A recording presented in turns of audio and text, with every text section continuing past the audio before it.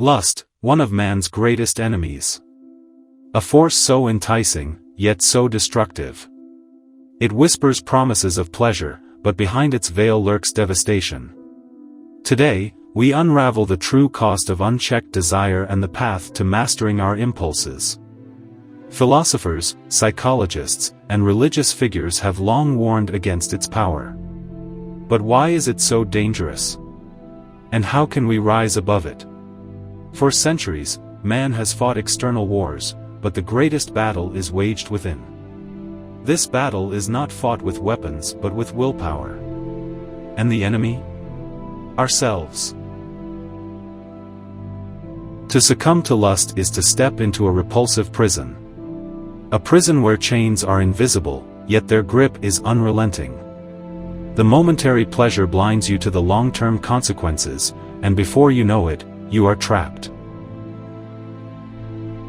Friedrich Nietzsche once said, "He who cannot obey himself will be commanded." That is the nature of living creatures. Lust, when unchecked, becomes the master, and the man, its obedient slave. History is littered with the ruins of great men who fell to their own desires. Kings, emperors, rulers, once mighty, but brought to ruin by a single, unbridled passion.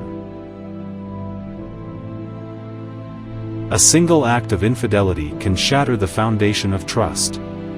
A husband's betrayal is not just a fleeting mistake, it is a wound that scars a family.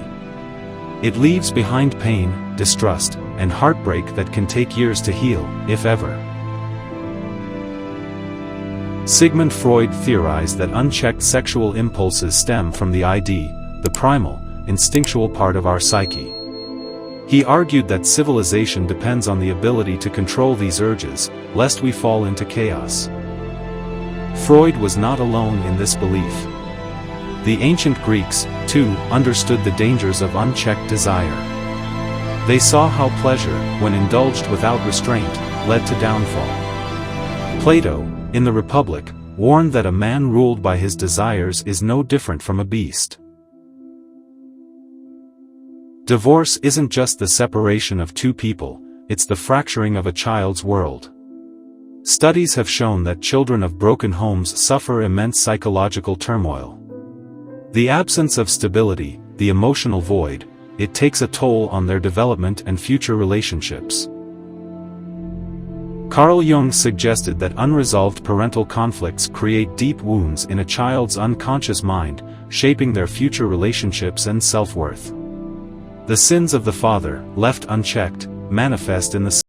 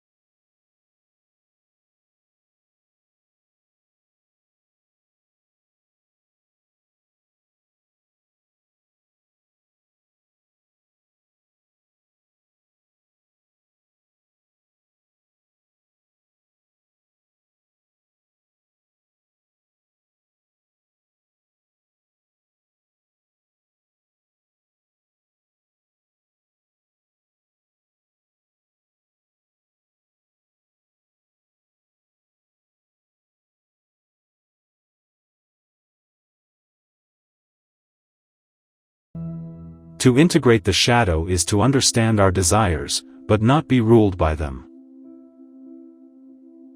Even centuries ago, wise men knew the dangers of lust. Paul of Tarsus warned, "Flee from temptation, for it corrupts the soul." Some battles are not meant to be fought but escaped.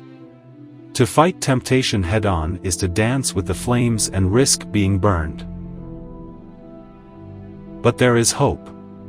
True greatness lies not in indulgence, but in restraint. A man who controls his desires controls his destiny.